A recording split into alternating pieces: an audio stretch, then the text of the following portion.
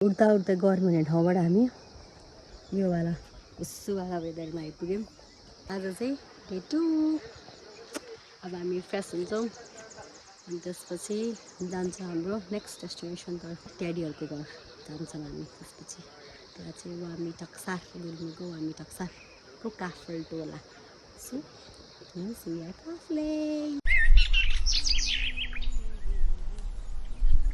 Good morning. हामी कहाँ छौँ अहिले? हामी अहिले अझै सानो अब हामी वामी टक्सार जाने हो। वामी टक्सार जाने। आमा हिजो राति अँध्यारो भएर अझै देख्न पाइएको थिएन। हेरौँ है त आज। ल यो चाहिँ हाम्रो किचन। पानी तातो होला डेडीलाई मन तातो भयो नि निकालिहाल्नु न। डबल तातो है भगवान्। अनि यो चाहिँ हाम्रो किचन भयो। यो बारीहरू अनि त्यो चाहिँ बङ्गाला भन्छ अरे। बङ्गाला भनेर चाहिँ के हो र भन्दा तल गाईबस्तु हाम्रोमा चाहिँ अहिले भैँसीहरू छन् अनि माथि चाहिँ आफू बस्ने।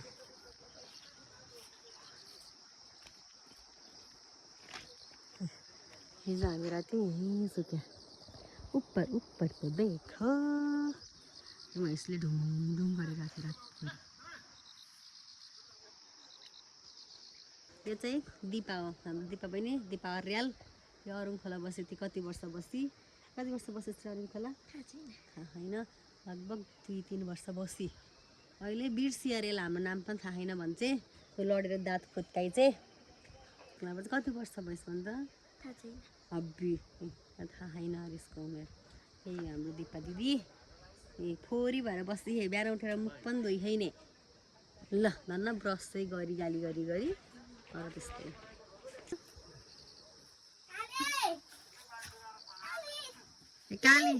काली हो यसको नाम। सरी रागो रहेछौ तिमी भैँसी रहेछौ। बाई काली।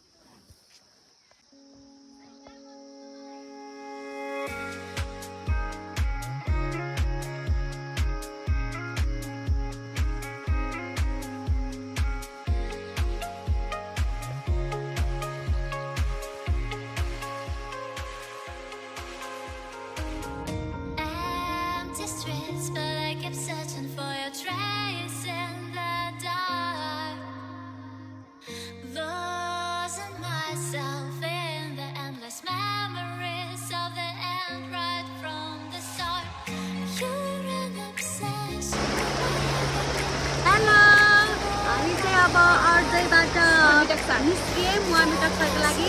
अनि दिस इज द भ्यू। यस्तो दामी फोटो आज लाइक पिक्चर पर्फेक्ट स्पट। ल यहाँ आउनु पर्यो गाइस।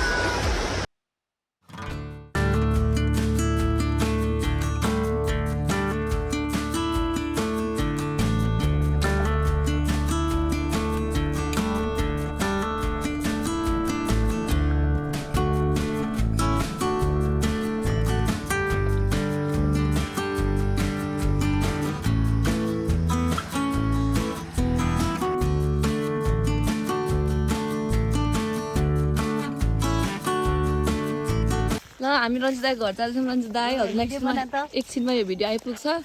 हाम्रो डाटा अनि दाई हाई सरप्राइज है। फेरि कसैलाई फोन रञ्जित दाई भैँसीलाई मिस गर्नुभयो। भैँसीलाई पनि हेर्नु। नमस्कार।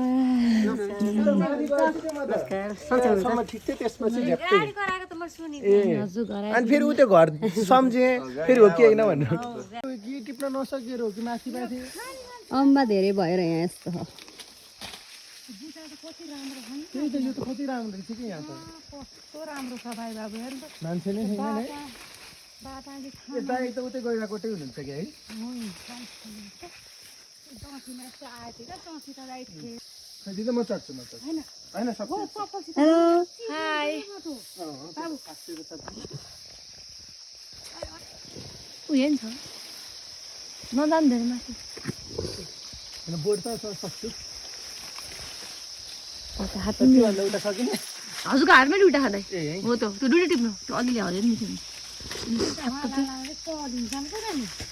बाटो नि हुन्छ अनि मलाई त साह्रै मनपर्छ मलाई साह्रै मनपर्छ पनि साह्रै उहाँलाई किन चाहिँ आउनुपर्छ यार फुटबलर हो कि म क्रिकेटर उसले चाहिँ कस्तो मजाले गोजीमा हाल्दै टिप्नु भएको थियो अहिलेको उसले गाडी आइसकेन गाइज लोक जति पनि छ यार अङ्कल आएर त खुसी हुनुहुन्छ यहाँ अङ्कललाई छोडियो हामीले पाए चढ्नुहुन्छ त्यस्तै पाए होइन यहाँ हेरेर छोड्दै छोड्नुहुन्न ल यति देख्यो भने अङ्कलले यो ठाउँ छोड्नुहुन्न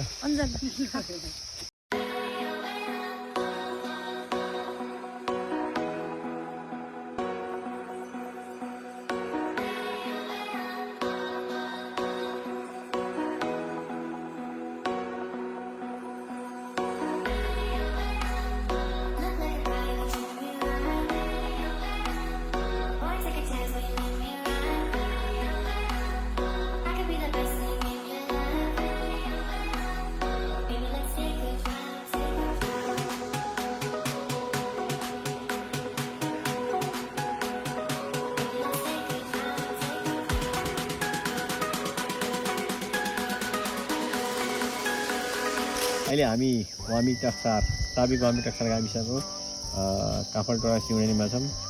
यो हाम्रो पुर्खौली घर बुवाको जन्मस्थान। बुवा हाम्रो जन्मेको त्यो बारीमा पहिला घर थियो, त्यो घर भत्काएर पैसा हारेको त्यो बारीको ठाउँमा बुवाहरूको जन्म भएको हो र अहिले यहाँ साइलावा बस्नुहुन्छ। यो सबै लाइने काफलटोडा छ। यतापट्टि हाम्रो जिल्लाल काफले घर हो।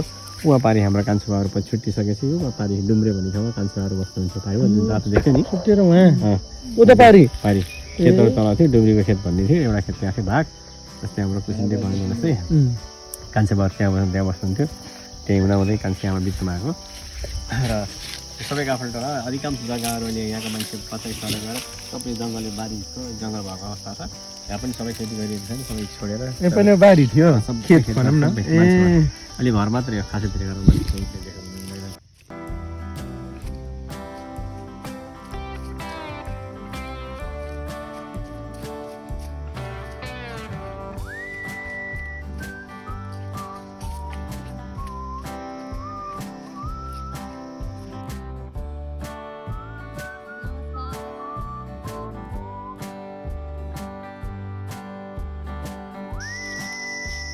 यो चाहिँ हाम्रो कुल मन्दिर। यो हाम्रो उसवाला कुल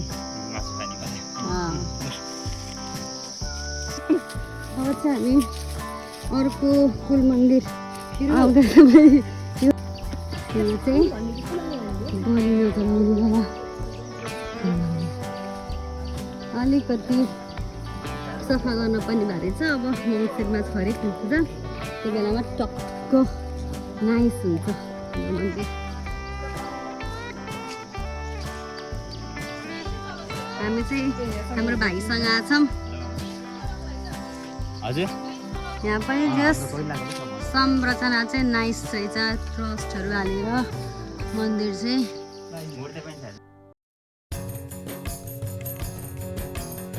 गुल्मी मैदान कोटमा आइपुग्यौँ।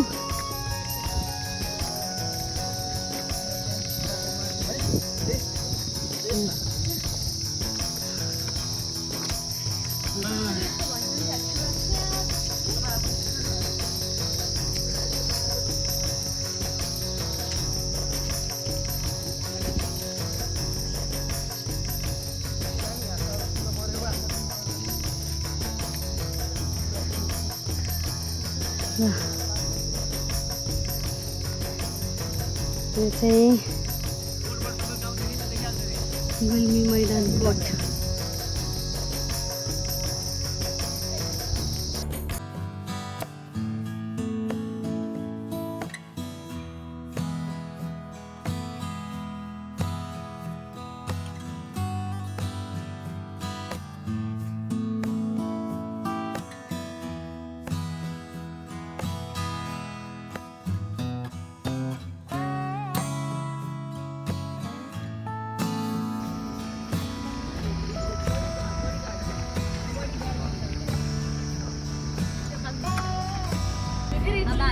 जिल्ला प्रवेश गऱ्यौँ। समाप्त भयो। अहिले चाहिँ हामी हाम्रो हजुरआमाको पनि मामा घर आइपुग्यौँ। यो चाहिँ खरबाङ बजार। यतातिर खरबाङ बजार बागलुङ जिल्ला बढी गाउँ र त्यस बागलुङ र गुल्मीको जङ्सन काइन्ड अफ एरिया रहेछ। सो हामी हाँडी खोला छ। अब चाहिँ हामी खरबाङ बजारबाट निस्क्यौँ अनि अहिले अब चाहिँ नेक्स्ट डेस्टिनेसन भनेको चाहिँ ड्याडीको मामा घर, त्यो भनेको चाहिँ आर्चौर अनि आर्चौर पौडी त्यहाँ जाँदैछौँ।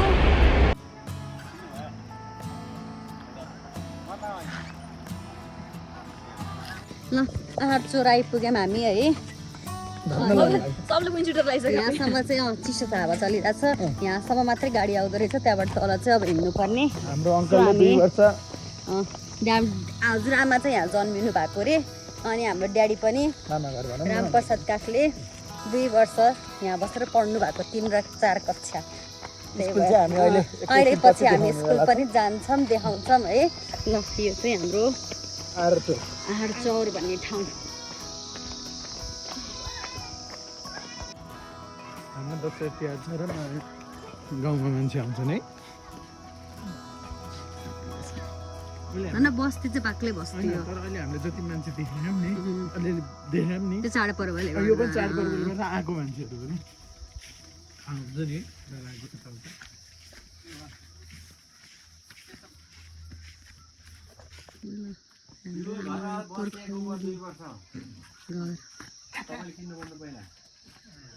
भीमलाल घिमिरेको भान्जो अरुण खोला हुने छोरीको छोरा दिदीको। अब यिनीहरू कहिले आएर मेरो छोरीहरू छोराहरू यहाँ देखाउन ल्याएको। यो ढाडमा दिउँसै बाघ हुन्छ है, हुन्थ्यो पहिला है। हामीले त्यो गर्छ नि त्यहाँ मामाहरूको गर्थ्यो होइन, त्यो बाटो तल त्यो बाटोमा बाघ हिँड्ने त्यही बाघ खान्थ्यो। त्यहाँ हामीले बाघहरू लाउने अनि यो बिचमा हामी पानी भर्नु जाने। यहाँको धार ओखरको बुढा छ, म बिहान भयो ओखर पनि जाने त्यहाँ हो। अनि यहाँ यो गाउँ यो घर केही पनि थिएन है, खाली थियो घर त अहिले पनि धेरै छैन। निस्क्यौँ मामा घरबाट अनि यहाँ ड्याडीले पढेको स्कुल हेर्न आइरहेछौँ है। ड्याडी चाहिँ यहाँ 2 and 3 हो क्या 3 and 4 क्लास पढ्नु भएको अरे। यो गेट खुल्ला रहेछ। यो चाहिँ न्यू बिल्डिङ।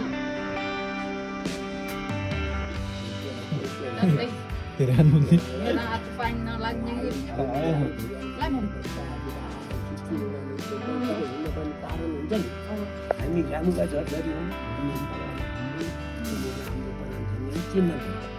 उता भयो अब उता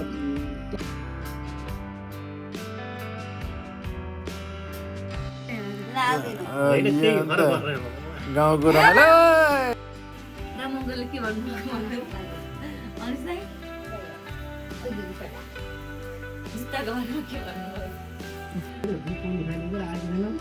ड्याडी खाना कस्तो हो त नि आफूले अनि आउने छ हाम्रो अङ्कलले बनाएको मिठो खाना खाँदैछौँ आज हामी। ल साँझमा बसौँ न।